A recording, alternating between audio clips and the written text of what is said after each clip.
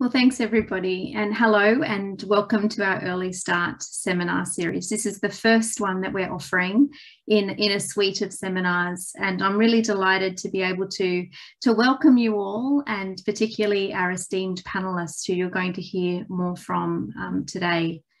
But before we start, I'd like to acknowledge that we are meeting on country, and here at UOW we are meeting on Dharawal country. And it's a very special part of the world that stretches from Botany Bay in the south of Sydney down to Nowra on the south coast. And you can see a beautiful image, for those of you not familiar with UOW, of the country that we're situated on. UOW itself and Early Start is so fortunate to sit at the base of Mount Kira, which is known as a woman's area and the place of much knowledge.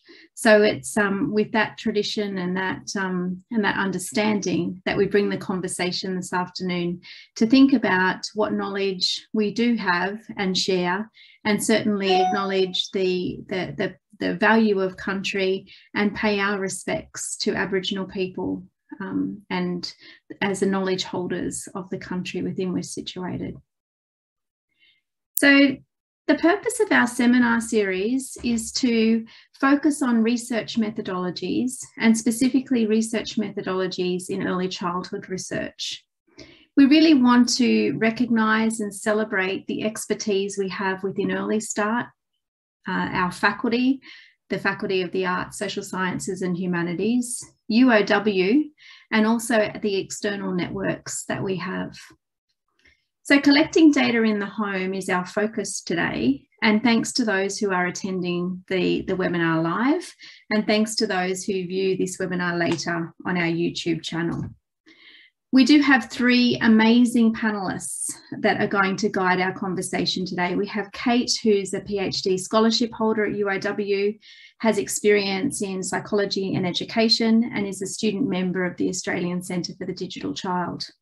We have Fiona joining us very early from the University of Sheffield in the UK, who has extensive research in working with families and homes, and such a tremendous research reputation in child and family research, and really helping us understand children's lives. And then we have our very own Jane, Head of Research in the School of Psychology, a research leader in Early Start, and the Director of the Wollongong Infant Learning Lab. Jane's focus is on the first 1,000 days of children's lives, and really gives us such tremendous insight into infancy and early childhood. Now, while we're going to hear from these wonderful panelists, I just ask you to keep a couple of things in mind.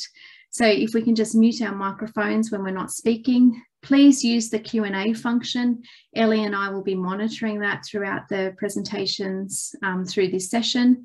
And please use the chat facility to introduce yourselves and perhaps acknowledge where it is that you're coming to us from today, and to engage in conversation there. Ellie and I will be keeping an eye on that as well. So as you know, this session is being recorded, and a condensed version of that will be available via our Early Start YouTube channel.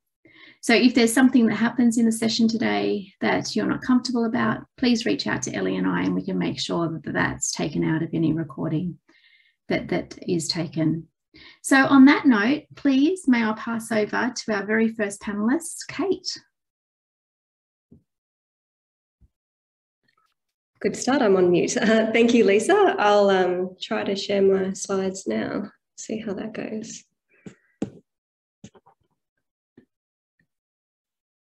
Okay, does that look okay?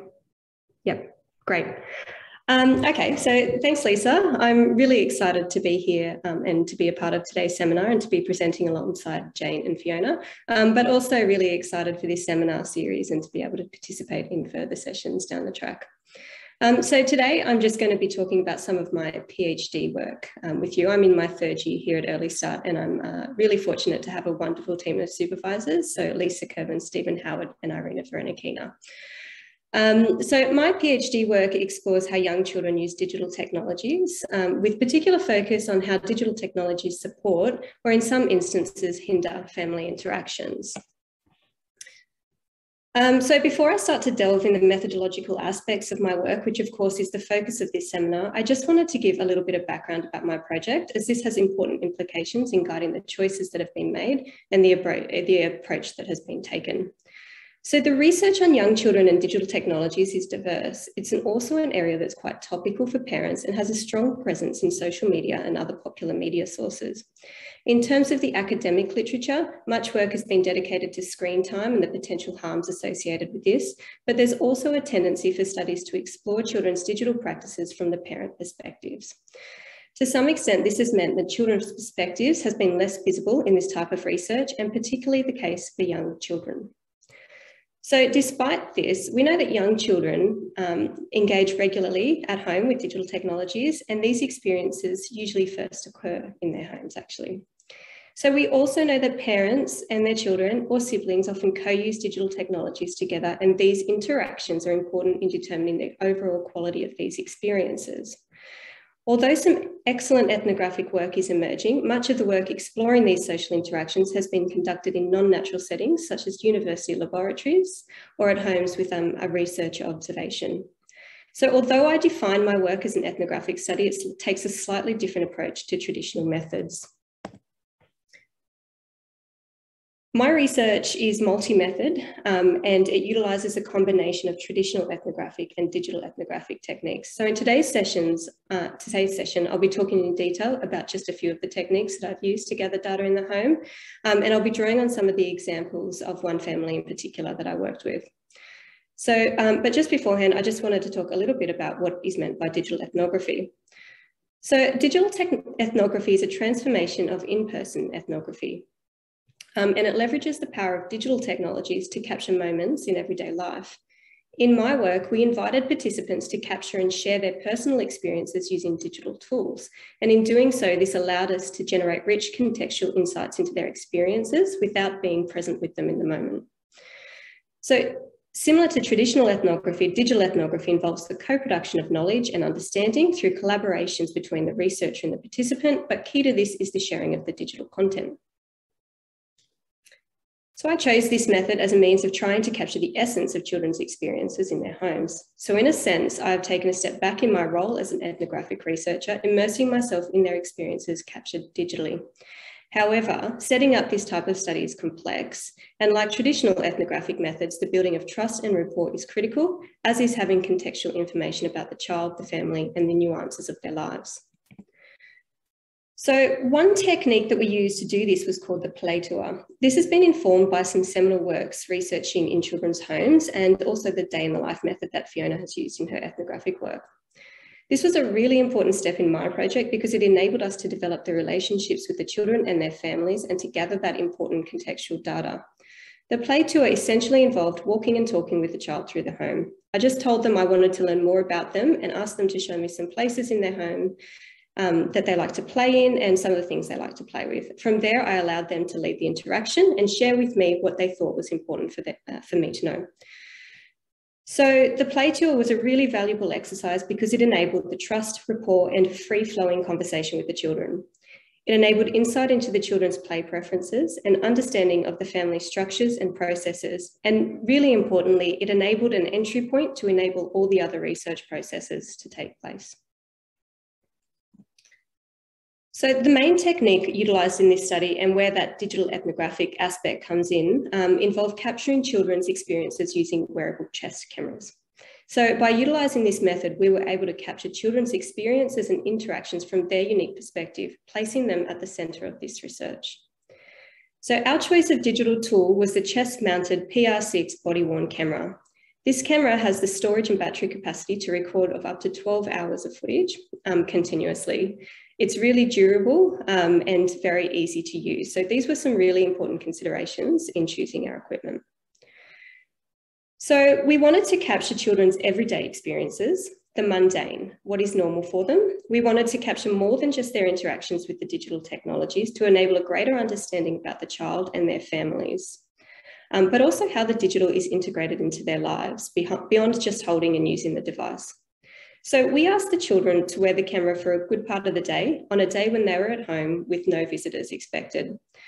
And although we gave full control to the although we gave parents and children a brief on what we wanted to get out of the research, we gave them full control in terms of when they used the camera and the footage that they chose to share with us. So I just wanted to share a really small snippet of footage that we captured, and this was captured by one of the children in my study. This is a very beautiful example of the embodied and authentic experiences that we captured. So this is Jenna, and she's a 5-year-old girl who lives with her mum and dad. So Jenna is carefully arranging and rearranging flowers within a pot here, and she gifts it to her sister. So I'm only going to show about 20 seconds of this clip, but it goes for about 5 or 6 minutes of much the same before she goes on to give the pot to her sister. So I'll just try that and hopefully it'll work.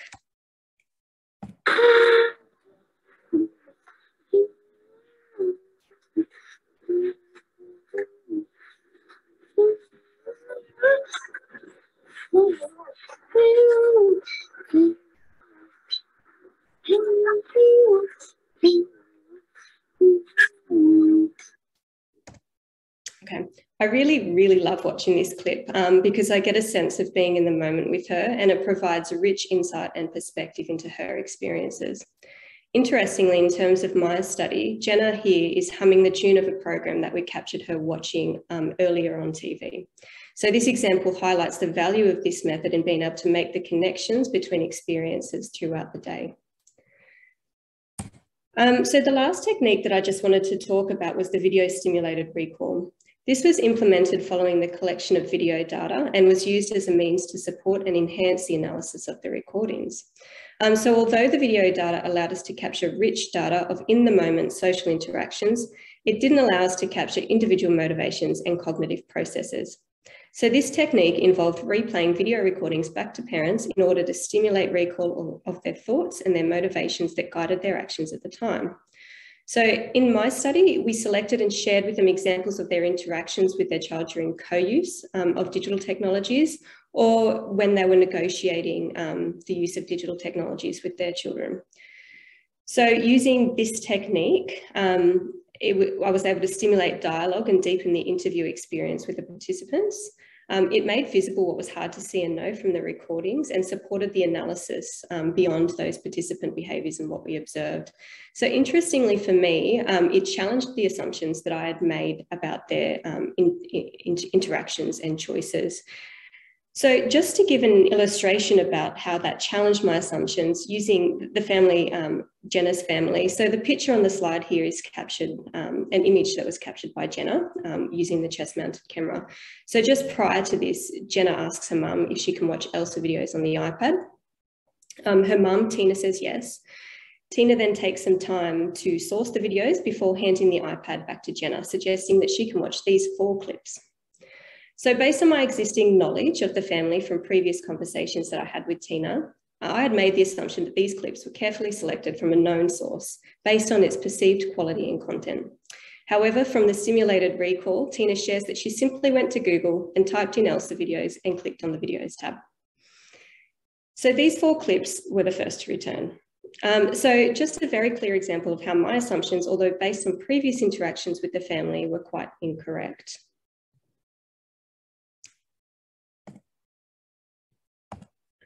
Oops, I skipped one. Am I going okay for time? Yeah, okay.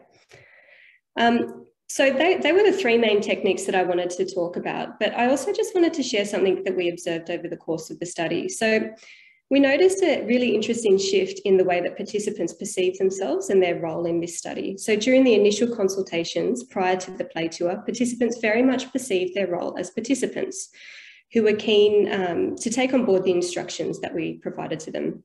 Following the play tour and the more in-depth research brief in their homes, we observed changes in the ways participants responded and involved themselves in the research as they began to interpret the research brief and extract meaning about what it meant for them. So participants responded to these interpretations, and this was demonstrated by their preferences and decisions in how the research was carried out in their home, remembering that I was not present for most of this. So these perceptions and assumed roles varied for each participant. So just to give an example, for Jenna's family, Jenna took on the role of expert, and she actively shared with me the things she thought was important for me to know about her. Her mum, Tina, seemed to take on the role of co-researcher. guiding Jenna in her choices about when to wear the camera, and by monitoring the environment, the home environment, to maintain the ethical standards of the research. And just to sum up, I just wanted to finish up, I guess, with a few reflections so far. So I guess the main advantage of this method was that it enabled the privileged access into children's embodied and authentic experiences. There was and there continue to be some challenges. Recruitment has been one of the biggest challenges. So some families understandably aren't comfortable with the presence of a digital camera recording in their homes. Also in this study, we tried to remove the observer presence by not having someone present there, but the camera seemed to have a bit of an object present, so appeared to influence some of the interactions that took place.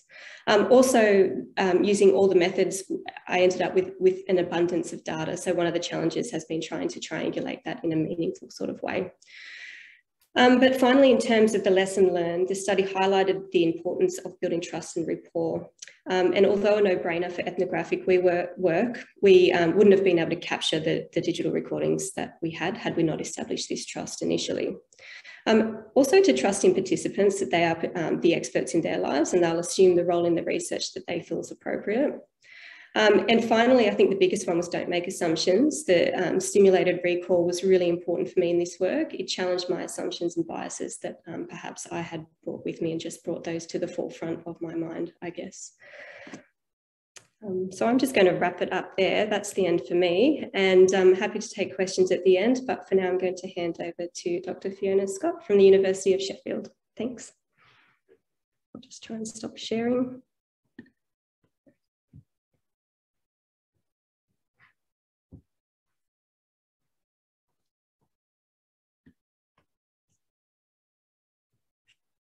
Sorry, I think I should be sharing my screen now. Is everybody seeing this? Yeah, and if I start, okay, can you see it full screen? Lovely, yeah. All righty, thank you very much. Yeah, I'm Dr. Fiona Scott from the University of Sheffield, and I'm here to talk about the idea of generating data. So the sort of overall title for the session being In the Home. And I wanted to think a little bit around sort of in and beyond the home. So generating that data with young children, their families, but also in broader social and material contexts. So yeah, I'm a lecturer in digital literacies at the School of Education in Sheffield, and I'm generally interested in children's digital lives, their play and literacies, particularly in child and family practices in relation to the digital. So going beyond sort of just parents and adults, very interested in siblings, peers, carers, and particularly and increasingly so grandparents. And I'm really interested in differences in these practices. So what do families do at home with technology, particularly in relation to socioeconomic difference? So I wanted to give a bit of a whistle-stop tour of some of the research I have done previously in homes with children and their families. My PhD study focused on 3- and 4-year-old children. And so there's a paper recently on family mediation of preschool children's digital media practices, which has come out of that study. And it was very much an ethnographic, longitudinal, multi-method. I was interested listening to the last presenter. I am also a multi-method user, and in some ways this study was very much trying everything and trying to see what worked best with different families, which included lots of the methods that were discussed just now. So more recently, a study led by Julia Gillen at Lancaster called "The Digital Lives of A Day in the Life of Digital Life of Children." Which focused on the digital lives of infants and very young children. And I was really excited to do that because so little of this sort of work is conducted with children under the age of 3. And it was very similar to the methodology that we've just talked about, in the sense that it was a single day and depth case studies in families in a variety of international contexts. I forget how many countries, I think it might have been about 14 countries. So a real depth insight into what babies and very young children are doing digitally. More recently, a study funded by the Lego Foundation that was looking at learning through play across contexts, and that was in the UK and South Africa. And now I'm really excited to finally be able to reveal that my current project is looking again with the Lego Foundation at children's well-being in relation to their digital play. So I'm really excited about this focus. I think so often we talk about children's learning in relation to their digital play, but this sort of shift in focus in this project on well-being, the sort of much broader potential outcomes of children's digital play. So, oh, I've done something very odd there. My account, sorry, is everybody, my account has been suspended. Okay, that's fine. The next page has appeared. That's great. So I wanted to start off by thinking about why generate data in the home. And I know that this is different for everybody, but for me, it's very much about a desire, and always has been, to understand child and family digital practices, or what people actually do digitally, in a sort of naturalistic context, or as close to naturalistic as you can get. Particularly to think about sort of how these practices connect with identities and contexts. So the idea that I think we talk a lot about access to technology, but we don't always think so much about, you know, regardless of the access, why are practices different in different social contexts, and how does that connect with all of these sort of complex cultural and sort of social factors. A desire to understand differential practices, and an acknowledgement that the home is a really important social context for young and older children. So the how, most often I employ ethnographic approaches, sort of depth case studies, a mix of methods. I do tend to prefer longitudinal studies if possible, just to sort of get that sense of how practices are sustained over time, or whether they change over time. In depth, and also child and family-led data generation, and an eco-cultural and sort of holistic approach. So always keen to make my job harder. I am really interested in that sort of very complex holistic study, not just of sort of children immediately interacting with the digital, but how all aspects of what they're doing might connect in some way with this sort of digital play. And often iterative as well. So the idea of sort of revisiting data with families and enabling them to feed into, as our last presenter said, the sort of the close analysis and interpretation of their own digital practices.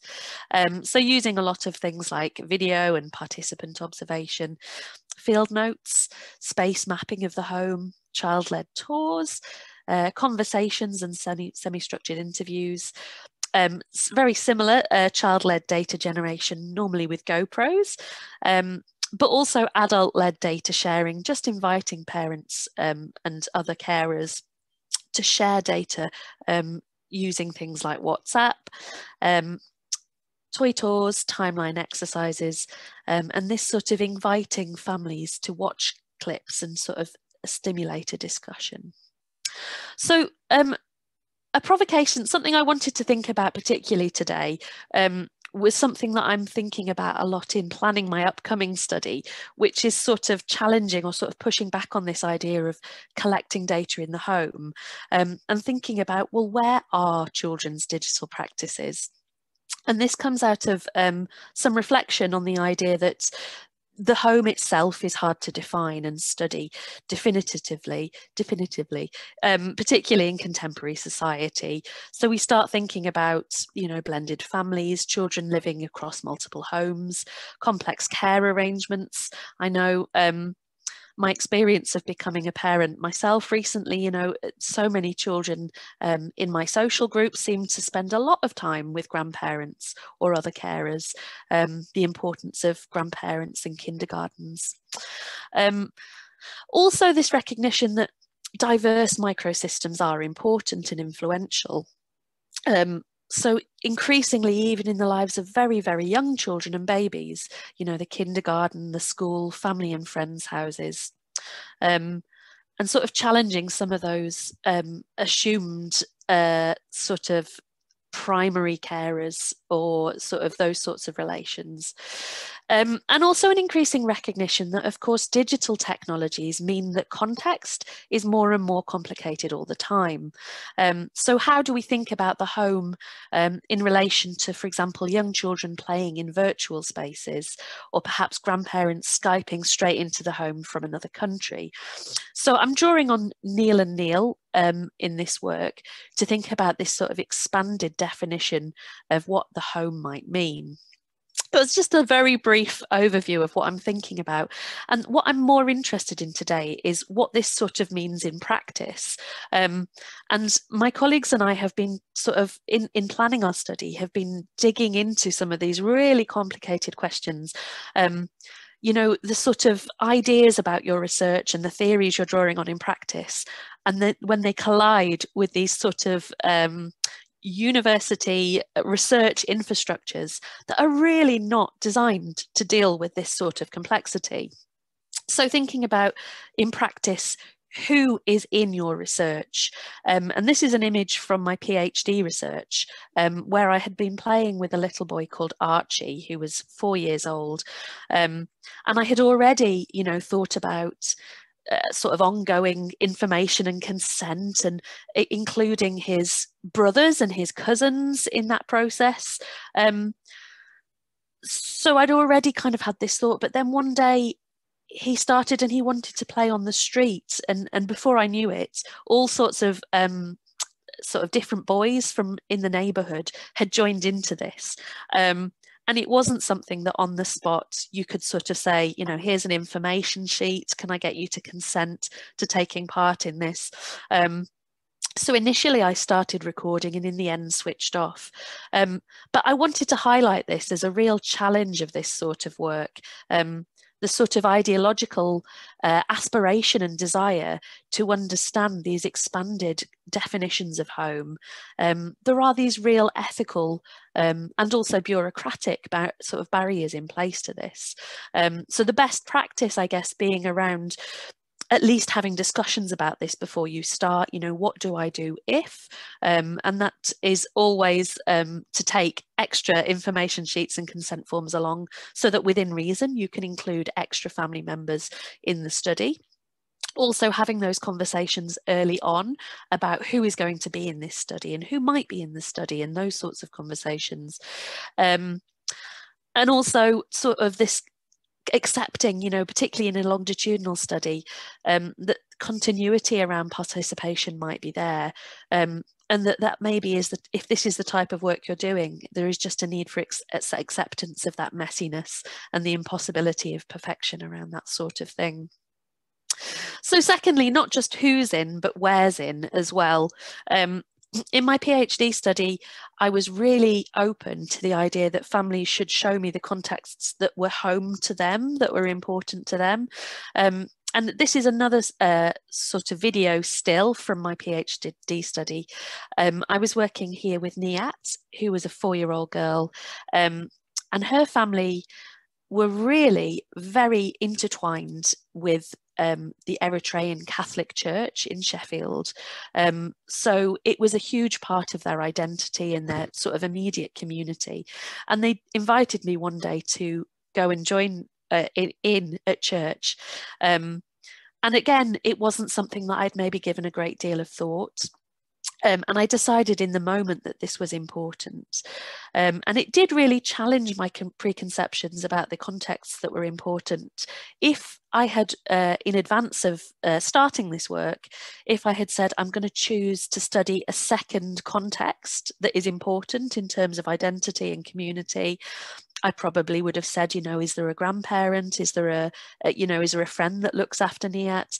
And I wouldn't have sort of really thought about the fact that church for this family was probably the most important sort of secondary home context. So again, this sort of flexibility, the need for ongoing information and consent procedures, and sort of that kind of in the moment thinking about, how do we go about this? Is it okay to film? And in retrospect, I would try and include these sorts of contexts in my ethics application. And then finally, sort of how far down the sort of digital rabbit hole do we go? This is another still from a video from our Lego Foundation funded study that we published recently. So this is Samir, Ahmed and Hanif playing FIFA with their friends and relatives online. So these three boys were in a particular family, but we found out that this was the sort of thing that they liked doing a lot, which is really tapping into these more recent comments around, what does the home mean in an expanded universe where the digital makes all sorts of different social contexts possible. But how far do we pursue that when we're planning a study, doing the ethics application, planning the design? So are these online interactions with other children and adults part of the data? What are we looking at in a clip like this? Are we just looking at what Samir, Ahmed and Hanif are doing? Or are we studying what's going on in the screen? And ideally, in an ideal world, would we like to, see if we can film the other children behind the screen and include them in the study? What parts of the data are we interested in? The sort of written, the text on screen, the video? Are we listening to the audio that they can hear of their chat as they play? Do we include known friends and family? Is it ever possible to include sort of anonymous participants online? And I know people who've done work around things like Minecraft generally have set up sort of a controlled social context to study that sort of thing. But how do we really understand, if we really want to understand what children are doing in terms of who they're speaking to and playing with online, how would we begin to even sort of broach that in terms of things like information and consent? And really interestingly as well, we've had a discussion recently about how useful and interesting it would be to include children's online productions as part of data. So things like their YouTube channels, if they're posting TikToks, and how difficult that is when you're working with children who are perhaps not old enough officially or legally to be using these platforms. How do you go about broaching that in an ethics process? So these are provocations rather than sort of finished questions, but this is the sort of place I am in terms of thinking through this work in the home. So I think that that's okay for time. Thank you very much. And I'd be delighted to take any questions later in the overall Q&A.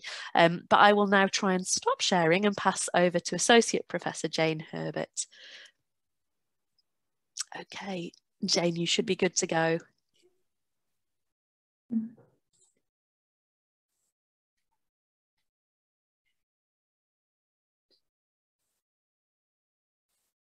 Okay, is that showing all right?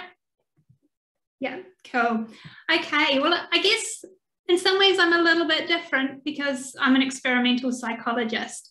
And I love the idea of spending an entire day with a family, but it's just not the sort of stuff I do. So a lot of the research is really pop in and pop out. And it's talking about what children learn in a very quick interaction with us. So I typically use something like an imitation procedure. That's where we take a novel toy that the infant hasn't seen before, we show them how it works, and then we put it away, and we might run away and not see that child again for a month or 2 months, and then we'll come back in and give them the toy and just see what it is they can remember. So I'm really interested in how is a child able to learn? How can we enhance that learning? So what happens when we add in some information about what we're doing? So when we actually give labels to things, or if they're seeing these actions from someone they know versus someone they don't know. So really basic cognitive questions. We also look at how is their learning affected by whether or not they've had a good night's sleep, or what happens if they sleep immediately after they've learned. So lots of things that are just within the child's natural day, but we're still talking about a tiny snippet of what's within a child's life.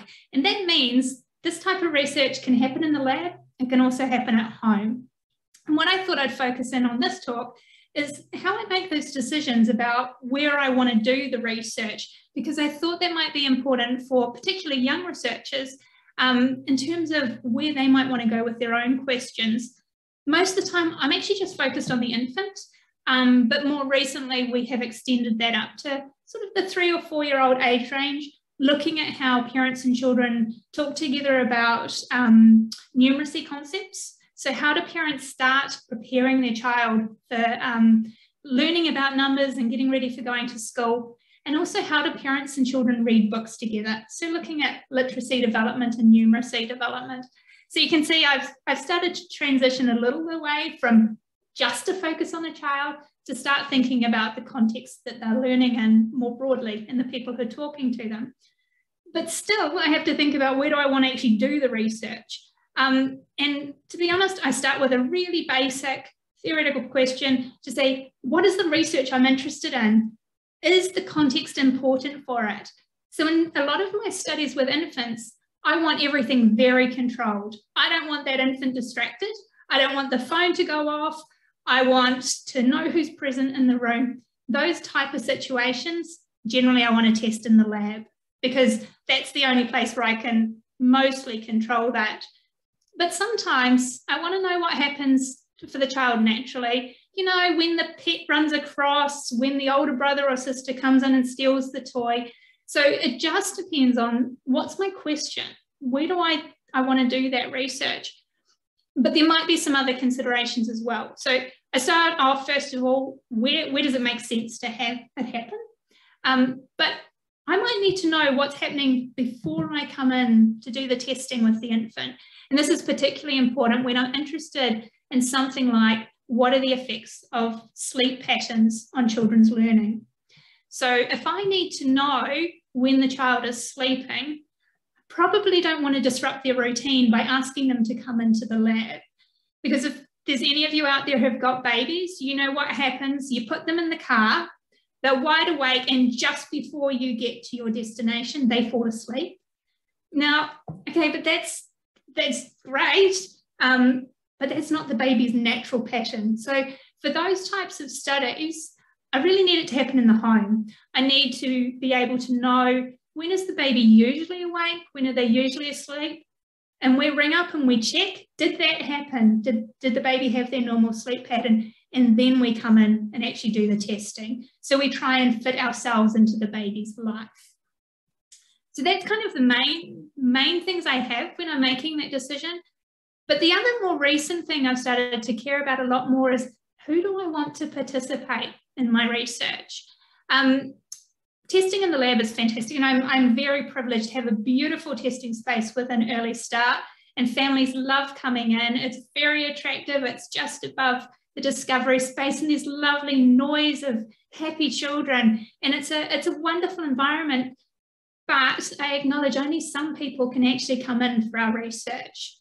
So what about, if I want to know about learning and memory in babies who are really young, well, you know what, mums and dads, they're not in a great pattern first thing, in the sort of first couple months of life, and probably putting their baby in a car seat and putting them in the car and bringing them into the university, it's not a priority. So if I want new parents, I would be better testing at home. Working parents, the same. It's really hard to schedule visits. If in a university environment and we want sessions between 9 in the morning and 5 in the afternoon, that often doesn't work. So if we can be more flexible and say we will test at home, we tend to get a wider range of work experience that's happening in the homes. The other one is large families as well. That for the type of research I generally do, we're focusing on one parent with one infant. Now, recognise most of families are larger than that. And so we have to think, well, what are people going to do with the other siblings when we want to test one child. So sometimes the home environment is much better because we can organise that visit around another child's sleep pattern or when they're off at school or something like that. So some of those just really practical issues. And obviously transport is a really big issue. So if people are not on a bus route or don't have their own car, then they can't really come into the lab environment very well. So transportation is a huge thing. So I thought rather than giving you tons of explanations about what I've done and what I've found, I'd actually just share some top tips about what I think you need to keep in mind if you're actually thinking about testing at home. And I'm going to do this based on both my experience as being a researcher, leading a research group, but also from having been on an ethics committee and the types of questions that come up when we hear about research that's in the home environment. The first one, so I'm just going to do 3. There's a million I could do, but I think these are the priority ones, is 1, think about the amount of equipment you're wanting to take into the home. So for my research, when it's imitation, it's a lovely little bag and a tripod and a camera, and that's it. So it's not particularly imposing in the home, doesn't distract the family too much, and it's also really easy to carry around. I have to admit, I've been involved in studies where we've had to have 2 researchers because we're taking a table and toys and 2 or 3 video cameras. It's really intimidating. It's also hard work, and it's another person's time as well. So I think practical is just a really good topic. You know, are you overwhelming people? Also the cost of the equipment as well. So for most of my research, we do stay present in the home, but occasionally we will leave things with families, so a recorder or, you know, sort of video recorders or Ethnography. So you have to be prepared to have stuff damaged because you're not going to be there and you're leaving things with other people, and especially with young kids around, things just happen. So keeping that in mind, but also having backup supplies. Whenever you go into someone's home, guarantee your battery will run out of your camera. You'll have forgotten the cable you need. Just make sure there's extra ones in your car when you're doing that sort of stuff. The second tip I wanted to draw your attention to is just the straight practical city access. Parking, really big issue when you're going out to people's homes. Is there somewhere you can actually park your car to do the research? Not everyone has availability, so that's important, but also the other way if you're coming back to the university. So it might be really easy to get to people's houses, but for those of you who are on UAW, you know how much we fight for a parking space in the parking areas. So when you're coming back from seeing a child, it may be hard for you as a researcher to find somewhere else to park to get on with your day. So keep in mind those parking transport constraints. I'd also suggest get yourself a map and learn your areas really well, because you will need to know where the local toilets are, where you can get the good coffee, all these things, because especially if you're seeing multiple families in a day, you can't just drive up to someone's house and just sit there and wait for your appointment to start. So you might want to be at the local park or somewhere where you can go and work for a little bit. So making use of that time as well. So have a map. That also means if your GPS runs out of power, you've got a backup and you know where to go to see the families. If you are doing those multiple visits between different families on the same day, then also keep in mind the time required to get between families. So, you know, for me, maybe we could see 4 or 6 families in a day, but it really depended on how far we were having to drive to see them. Those are sort of the practical things, and the ethical considerations. I think Fiona's already touched on some of these, and Kate did a little bit as well. Thinking about what would happen if other people were present during your filming. So we, on the ethics committee, we would get very nervous when people were talking about leaving equipment behind without any supervision and just saying to the families, you record. For example, we do dinner time conversations. So what happens if the neighbours pop in for lunch. So having a protocol for what you would do, and also giving parents the freedom to know they can delete any recording you make. So they can, when they give it back to you, they can say, don't, without any explanation at all, you can't use this. And you just say fine and you delete it. So it's really giving the power to the parent to say, this is data we want you to have. But yeah, those clumsy consent forms you need to keep for other people. Unfortunately, there's no way around that. If there is, the neighbour pops in, you need to get consent. If it wasn't consented, you can't use the data. And it's very hard to disentangle different people from an audio recording. So unfortunately, it means you'll probably lose that data. But the one thing I wanted to finish on is probably something that no one really thinks about except for the ethics committee. And that's about researcher safety. So a lot of the times we think about how do we keep our participants safe? And we talk about the working with children's check and making sure everyone's comfortable and only trained researchers go into home environments. But we also have to think about who's looking out for the researcher. And I just wanted to finish by making a couple of suggestions on that. One is making sure that other people in the lab know where the researcher is. So having a shared, for example, a Google Calendar where you have a list of what location you're going to. If you don't want to do that, you can also, if there's a phone, you just send each other a message to say, about to go in, about to come out. So it's just that simple. Did we keep our, I guess I'm talking as someone who runs a lab, I'm thinking about, am I keeping my staff safe all the time? And that's just as important nowadays as our keeping our participants safe. So those are the things. I guess I took a slightly different take to everyone else and just thought, on the assumption that you might want to try this yourself, the testing at home, it's a lot more fun, to be honest, because you get to see a lot more of your families. You get to know them a little bit better. But it comes with its own challenges as well. So I thought I would leave that there and then I'll pass it across to Lisa to finish up. Thanks so much, Jane, Fiona and Kate. What a wonderful session that you have provided for us this afternoon. I think you really reminded us just how privileged we are to work in the lives of young children, and particularly whether we're entering their homes, their spaces. And Fiona, you've given us some really nice challenges around the context as well, and expanding that notion of how we fit ourselves into the lives of children.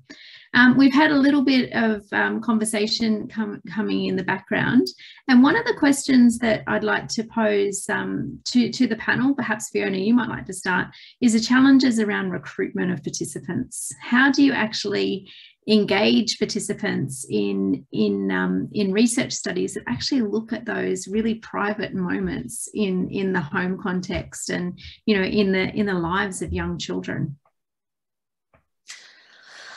Yeah, so I think recruitment is always a challenge, isn't it, on any study, but particularly with studies that sort of demand so much of our participants. And I think it's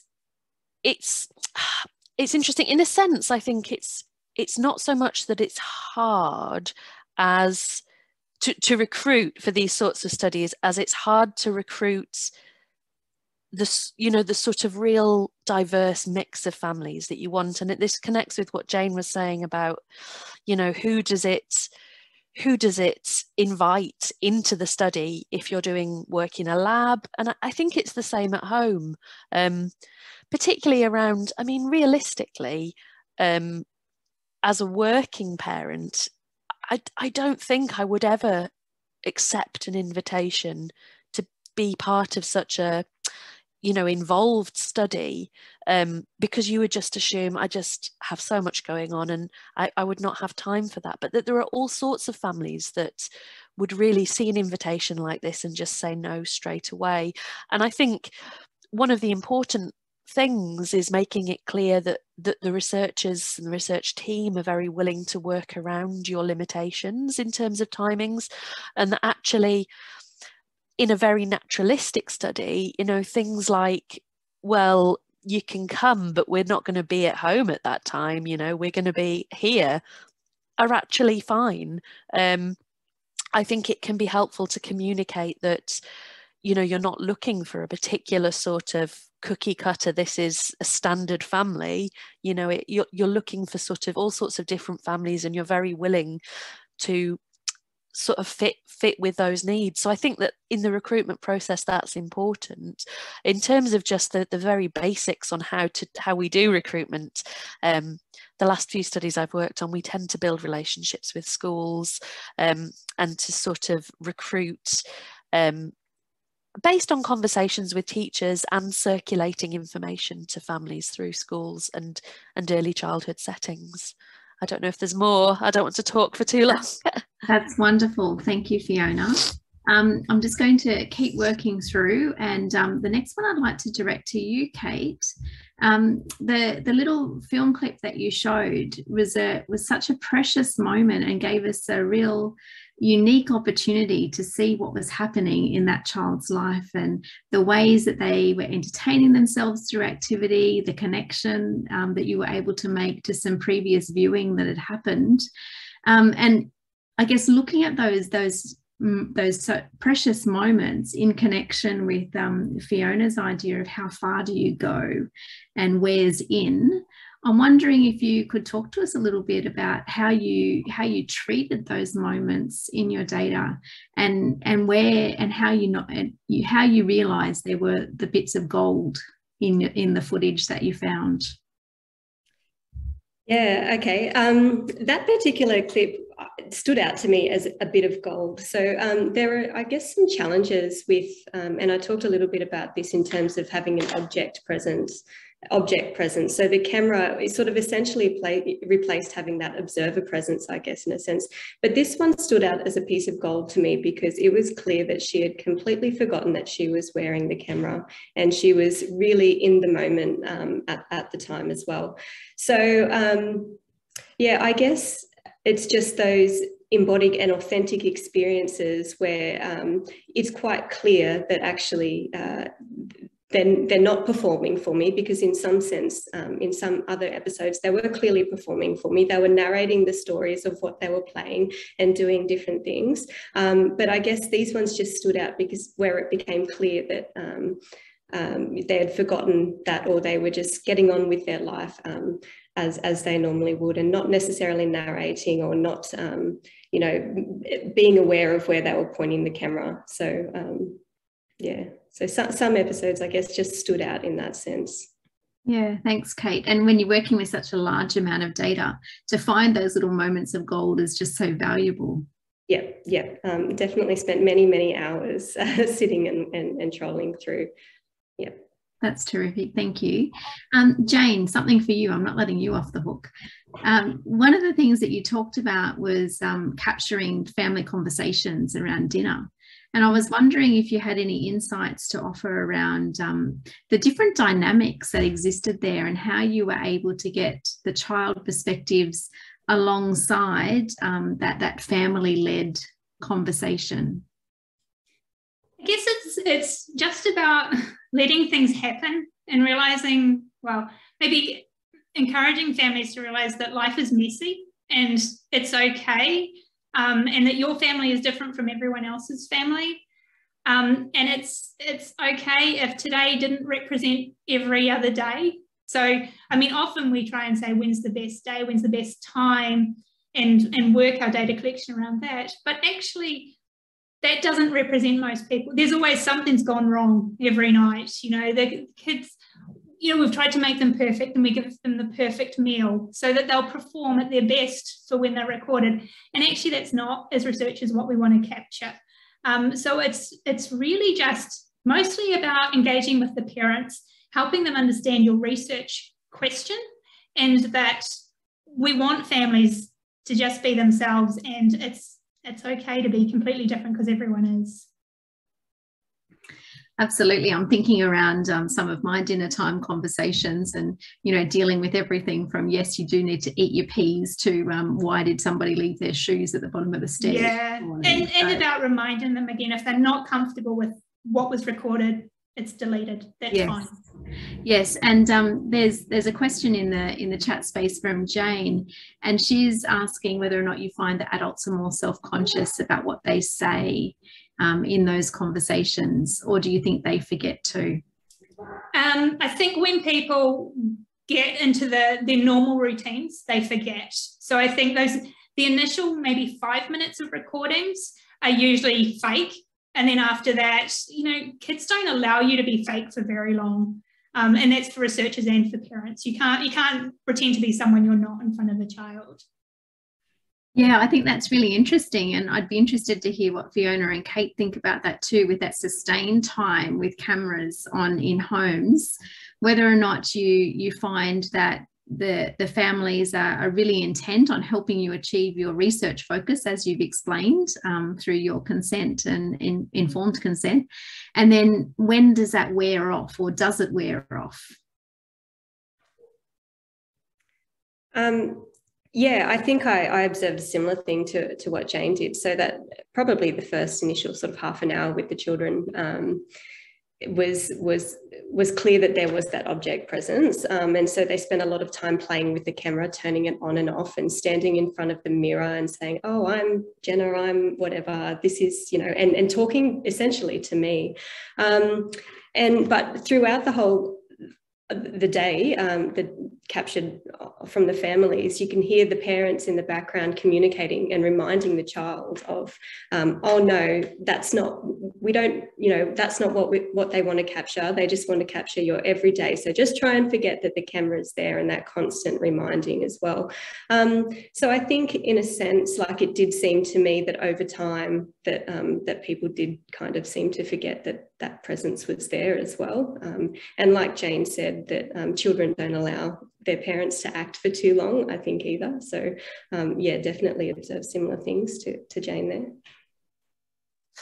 Yeah, and I would say it's one of those things that, even though I probably never make life easy for myself, it's one of the reasons I really love using multi-method approaches.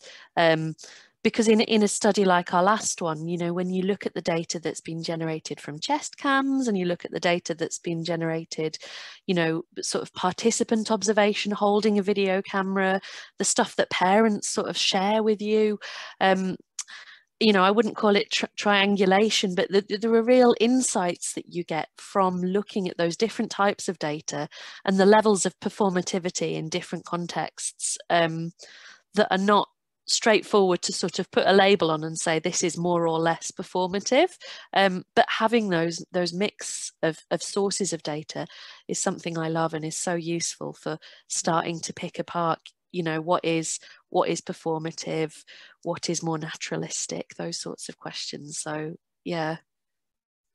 And that's really interesting. And each of you reminded us around the importance of capturing that naturalistic, or that natural behaviour that the children demonstrated at the points of contact that you each had in your research projects. And it struck me that technology actually plays an interesting role in our research practice. Fiona and Kate, I know technology has been a focus of your work, but Jane, I'm interested to get your perspective on the role of technology in helping capture those natural interactions. Well, I think it's all changed recently. Like, I thought I knew where technology sat for our infants, but we've now got children who have kept up contact with grandparents over Zoom, and are much more engaged with things and learning about people through those digital devices. We know it's very different than face-to-face interactions. And we know that, for example, learning from digital books is very different from learning from actual storybooks. The way we interact with children over those things is very different. So to be honest, it's a new and exciting area.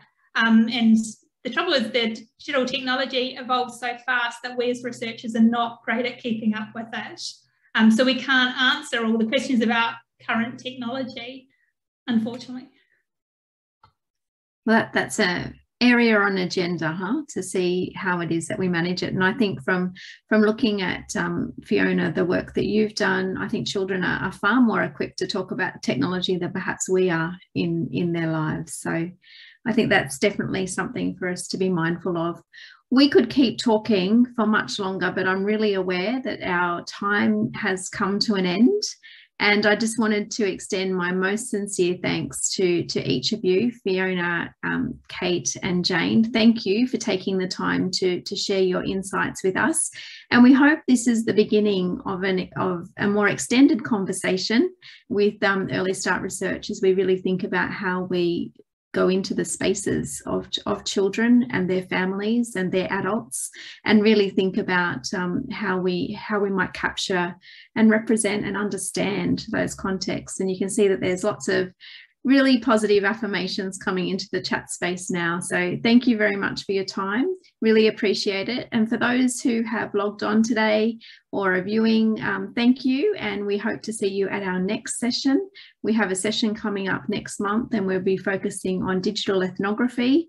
And we're very delighted to be able to welcome Professor Louise Patch from Deakin University, Clara Rivera and Jessica Manti from UOW to those